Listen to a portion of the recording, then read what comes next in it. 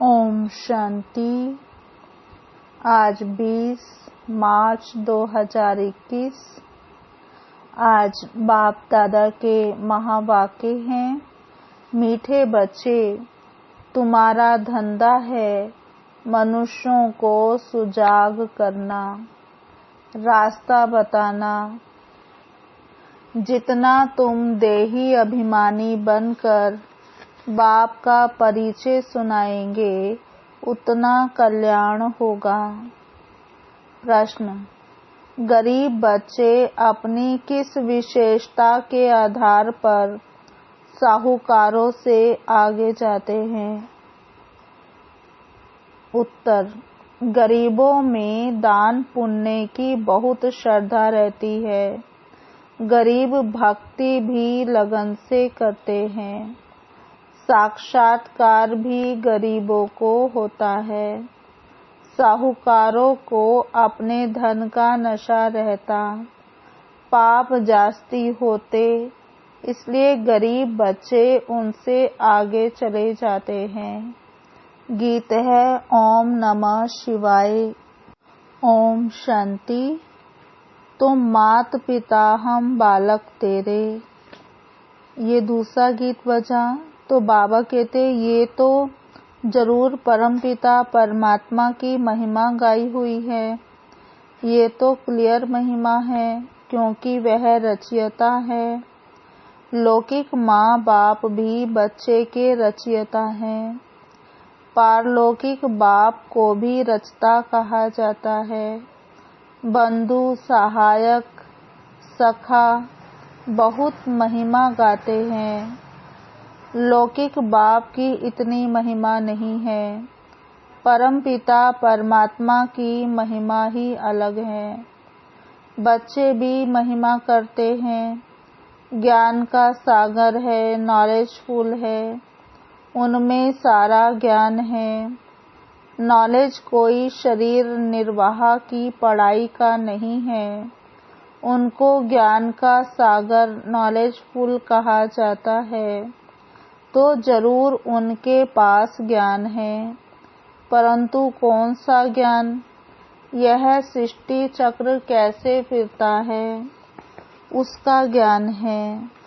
तो वही ज्ञान सागर पतित पावन है। कृष्ण को कभी पतित पावन व ज्ञान का सागर नहीं कहते हैं। उनकी महिमा बिल्कुल न्यारी है। दोनों हैं भारत के निवासी। शिव बाबा की भी भारत में महिमा है। शिव जयंती भी यहाँ मनाते हैं। कृष्ण की जयंती भी मनाते हैं। गीता की जयंती मनाते हैं। 3 जयंती मुख्य है। अब प्रश्न उठता है कि पहले जयंती किसकी हुई होगी, शिव की या कृष्ण की? मनुष्य तो बिल्कुल ही बाप को भूले हुए हैं। कृष्ण की जयंती बड़े धूमधाम से प्यार से मनाते हैं। शिव जयंती का इतना किसको पता नहीं है। ना गायन है शिव ने क्या आकर किया, उनकी बायोग्राफी का किसको पता नहीं है। कृष्ण की तो बहुत बातें लिख दी हैं। गोपियों को भगाया, यह किया। कृष्ण के चरित्रों की खास एक मैगजीन भी निकलती है। शिव के चरित्र आदि कुछ है नहीं। कृष्ण की जयंती कब हुई, फिर गीता की जयंती कब हुई? कृष्ण जब बड़ा हो तब तो ज्ञान सुनावे। कृष्ण के बचपन को तो दिखाते हैं। टोकरी में डालकर पार ले गए। बड़ेपन का दिखाते हैं। रथ पर खड़ा है, चक्र चलाते हैं। 16-17 वर्ष का होगा। बाकी चित्र छोटेपन के दिखाए हैं। अब गीता कब सुनाई? उसी समय तो नहीं सुनाई होगी जब लिखते हैं फलानी को भगाया, यह किया। उस समय तो ज्ञान शोभे भी नहीं। ज्ञान तो जब बुजुर्ग हो तब सुनाए। गीता भी कुछ समय बाद सुनाई होगी। अब शिव ने क्या किया कुछ पता नहीं। अज्ञान नींद में सोए पड़े हैं।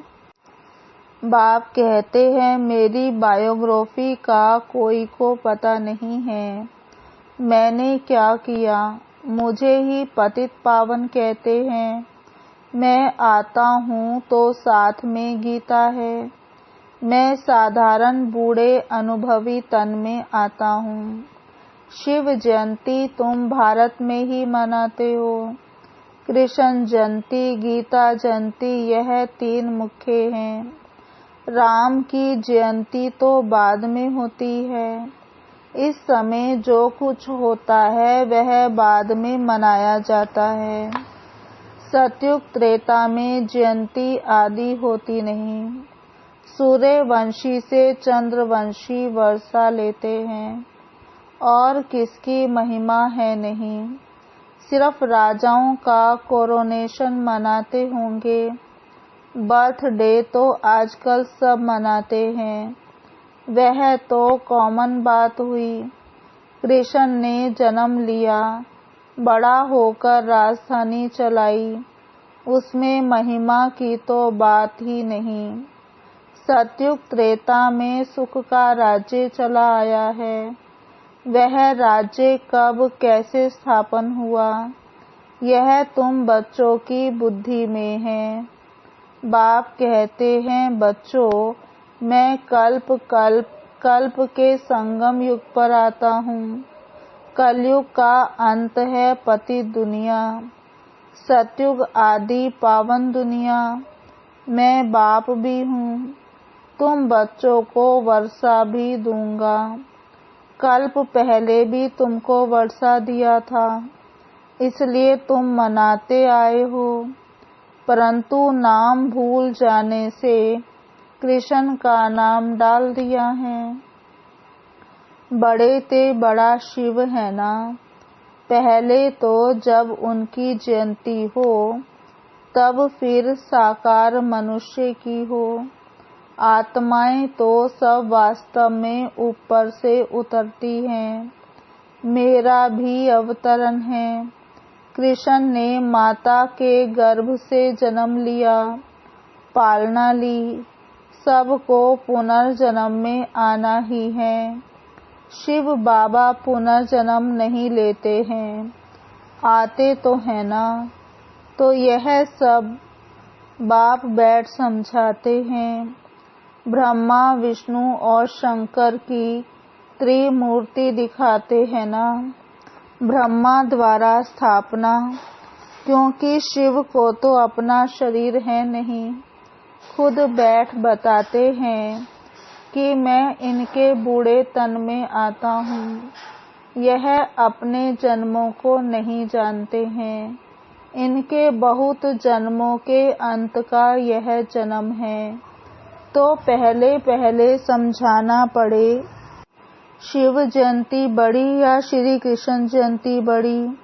अगर कृष्ण ने गीता सुनाई तो गीता जयंती तो श्री कृष्ण के बहुत वर्षों के बाद हो सके, जबकि कृष्ण बड़ा हो। ये सब समझने की बातें हैं ना। लेकिन वास्तव में शिव जयंती के बाद हुई फट से गीता जयंती।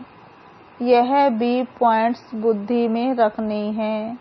पॉइंट्स तो ढेर हैं, बिगर नोट किए याद रह ना सके। बाबा इतना नजदीक है, उनका रथ है। वह भी कहते हैं सब पॉइंट्स समय पर याद आ जाए मुश्किल है। बाबा ने समझाया है सबको 2 बाप का राज समझाओ। शिव बाबा की जयंती मनाते हैं, जरूर आता होगा। जैसे क्राइस्ट, बुद्ध आदि आकर अपना धर्म स्थापन करते हैं, वह भी आत्मा आकर प्रवेश कर धर्म स्थापन करती है। वह है हेवनली गॉड फादर, सृष्टि के रचयिता। तो जरूर नई सृष्टि रचेंगे, पुरानी थोड़े ही रचेंगे। नई सृष्टि को स्वर्ग कहा जाता है, अभी है नर्क। बाबा कहते हैं, मैं कल्प कल्प के संगम पर आकर तुम बच्चों को राजयोग का ज्ञान देता हूँ। यह है भारत का प्राचीन योग। किसने सिखाया? शिव बाबा का नाम तो गुम कर दिया है। एक तो कहते गीता का भगवान श्री कृष्ण और विष्णु आदि के नाम दे देते हैं। शिव बाबा ने राजयोग सिखाया था, किसको पता नहीं है। शिव जयंती निराकार की जयंती ही दिखाते हैं। वह कैसे आया, क्या कर किया? वह तो सर्व का सद्गति दाता, लिबरेटर गाइड है। अभी सर्व आत्माओं को गाइड चाहिए। परमात्मा वह भी आत्मा है। जैसे मनुष्यों का गाइड भी मनुष्य होता है, वैसे आत्माओं का गाइड भी आत्मा चाहिए। वह तो सुप्रीम आत्मा ही कहेंगे। मनुष्य तो सब पुनर्जन्म ले पतित बनते हैं, फिर पावन बनाए, वापिस कौन ले जाए? बाप कहते हैं, मैं ही आकर पावन होने की युक्ति बताता हूँ। तुम मुझे याद करो। कृष्ण तो कह न सके कि देह का संबंध छोड़ो। वह तो 84 जन्म लेते हैं, सब संबंधों में आते हैं। बाप को अपना शरीर नहीं है। तुमको यह रूहानी यात्रा बाप सिखलाते हैं। यह है रूहानी बाप की रूहानी बच्चों प्रति रूहानी नॉलेज। कृष्ण कोई का रूहानी बाप थोड़े ही है, सबका रूहानी बाप मैं हूँ। मैं ही गाइड बन सकता हूँ। Liberator, guide, blissful, peaceful, ever pure सब मेरे लिए कहते हैं। अभी तुम आत्माओं को नॉलेज दे रहे हैं। बाप कहते हैं, मैं इस शरीर द्वारा तुमको दे रहा हूँ। तुम भी शरीर द्वारा नॉलेज ले रहे हो। वह है गॉड फादर, उनका रूप भी बताया है। जैसे आत्मा बिंदी है, वैसे परमात्मा भी बिंदी है। यह कुदरत है ना? वास्तव में बड़ी कुदरत तो यह है। इतने छोटे स्टार में 84 जन्मों का पार्ट है। यह है कुदरत। बाप का भी ड्रामा में पार्ट है। भक्ति मार्ग में भी तुम्हारी सर्विस करते हैं। तुम्हारी आत्मा में 84 जन्मों का पार्ट अविनाशी है। इसको कहा जाता है कुदरत। इसका वर्णन कैसे करें? इतनी छोटी सी आत्मा है। यह बातें सुनकर वंडर खाते हैं। आत्मा है भी स्टार मुआफिक। 84 जन्म एक्यूरेट भोगती है। सुख भी वह एक्यूरेट भोगेगी। यह है कुदरत। बाप भी है आत्मा, परम आत्मा। उनमें सारी नॉलेज भरी हुई है, जो बच्चों को समझाते हैं। यह है नई बातें। नए मनुष्य सुनकर कहेंगे, इनका ज्ञान तो कोई शास्त्र आदि में भी नहीं है।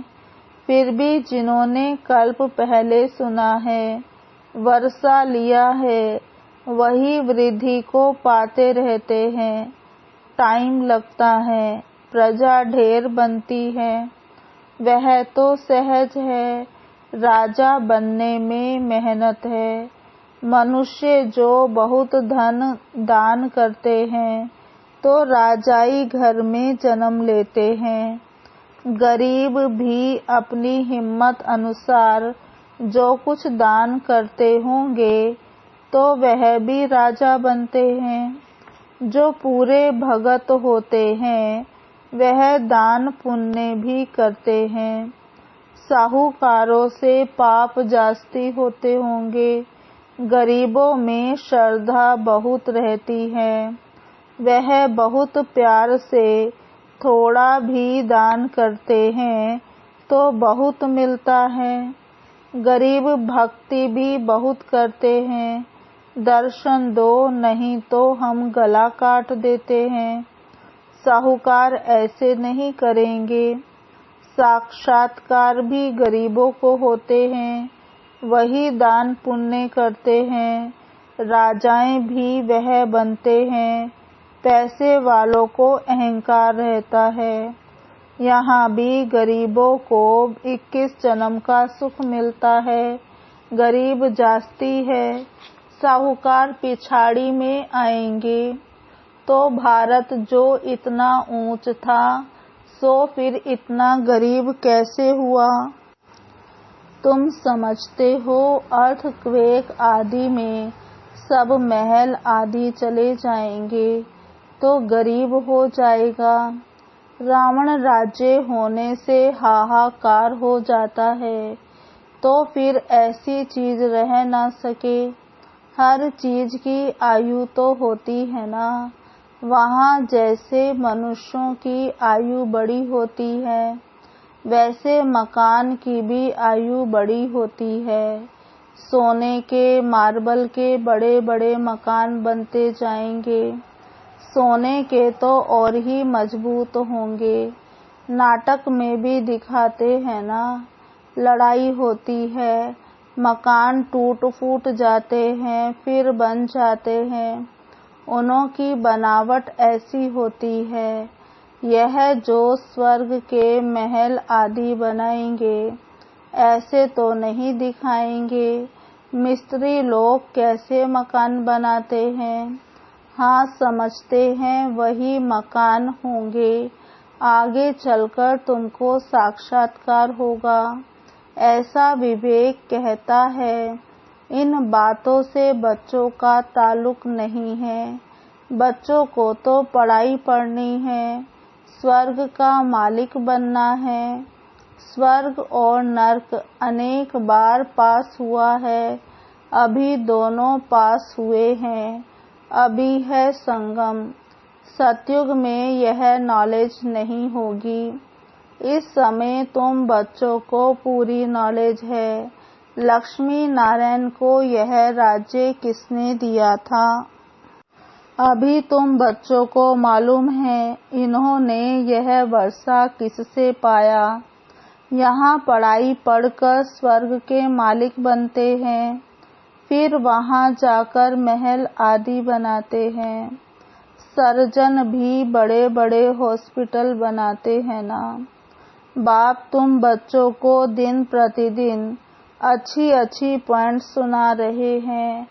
तुम्हारा धंधा ही है मनुष्यों को सुजाग करना, रास्ता बताना। जैसे बाप कितना प्यार से बैठ समझाते हैं। देह अभिमान की दरकार नहीं। बाप को कभी देह अभिमान नहीं हो सकता। तुमको मेहनत सारी देही अभिमानी होने में लगती है। जो देही अभिमानी बन बाप का बैठ परिचय देते हैं, गोया बहुतों का कल्याण करते हैं। पहले देह अभिमान आने से फिर और विकार आते हैं। लड़ना झगड़ना, नवाबी से चलना, देह अभिमान है। भल अपना राजयोग है तो भी बहुत साधारण रहना है।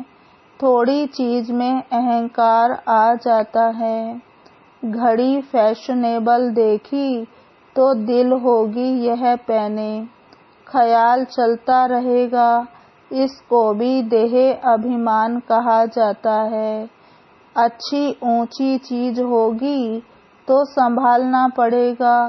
गुम होगी तो ख्याल होगा। अंत समय कुछ भी याद आया तो पद भ्रष्ट हो जाएगा। यह देह अभिमान की आदतें हैं।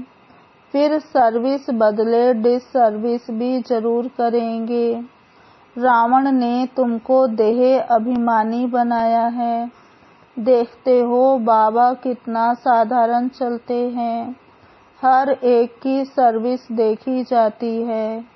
महारथी बच्चों को अपना शो करना है। महारथियों को ही लिखा जाता है। तुम फलानी जगह जाकर भाषण करो, एक दो को बुलाते हैं, लेकिन बच्चों में देह अभिमान बहुत रहता है। भाषण में भल अच्छे हैं, परंतु आपस में रूहानी स्नेह नहीं है। देह अभिमान लून पानी बना देता है। कोई बात में झट बिगड़ पड़ना, यह भी नहीं होना चाहिए। इसलिए बाबा कहते हैं, कोई को भी पूछना है तो बाबा से आकर पूछे। कोई कहे बाबा आपको कितने बच्चे हैं, कहूँगा बच्चे तो अनगिनत है, परंतु कोई कपूत कोई सपूत अच्छे अच्छे हैं। ऐसे बाप का तो फरमान बरदार वफादार बनना चाहिए ना। अच्छा मीठे मीठे सिकिलधे बच्चों प्रति माता पिता बाप दादा का याद प्यार गुड मॉर्निंग। रूहानी बाप की रूहानी बच्चों को नमस्ते। हम रूहानी बच्चों की रूहानी बाप दादा को याद प्यार गुड मॉर्निंग नमस्ते नमस्ते नमस्ते। धारणा के लिए मुख्य सार। पहला, देह अभिमान में आकर किसी भी प्रकार का फैशन नहीं करना है। जास्ती शौक नहीं रखने हैं। बहुत बहुत साधारण होकर चलना है। दूसरा, आपस में बहुत बहुत रूहानी स्नेह से चलना है। कभी भी लून पानी नहीं होना है। बाबा का सपूत बच्चा बनना है। अहंकार में नहीं आना है। वरदान, समर्पणता द्वारा बुद्धि को स्वच्छ बनाने वाले सर्व खजानों से संपन्न भव। समर्पणता द्वारा बुद्धि को स्वच्छ बनाने वाले सर्व खजानों से संपन्न भव। विस्तार, ज्ञान का श्रेष्ठ समय का खजाना जमा करना व स्थूल खजाने को 1 से लाख गुना बनाना अर्थात जमा करना, इन सब खजानों में संपन्न बनने का आधार है स्वच्छ बुद्धि और सच्ची दिल। लेकिन बुद्धि स्वच्छ तब बनती है जब बुद्धि द्वारा बाप को जानकर उसे बाप के आगे समर्पण कर दो।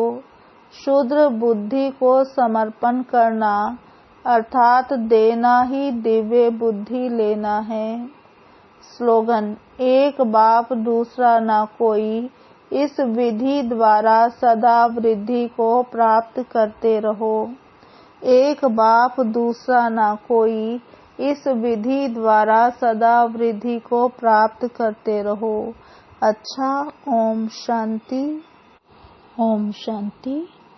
आज की मुरली के स्वमान। पहला, मैं आत्मा देही अभिमानी हूँ। मैं आत्मा देही अभिमानी हूँ। दूसरा स्वमान, मैं आत्मा बाबा का सपूत बच्चा हूँ। मैं आत्मा बाबा का सपूत बच्चा हूँ। तीसरा स्वमान, मैं आत्मा सर्व खजानों से संपन्न बन रही हूँ। मैं आत्मा सर्व खजानों से संपन्न बन रही हूँ। चौथा स्वमान, मैं आत्मा समर्पित बुद्धि हूँ। मैं आत्मा समर्पित बुद्धि हूँ। 5वां स्वमान। मेरा तो एक बाबा, दूसरा ना कोई। मेरा तो एक बाबा, दूसरा ना कोई। ओम शांति।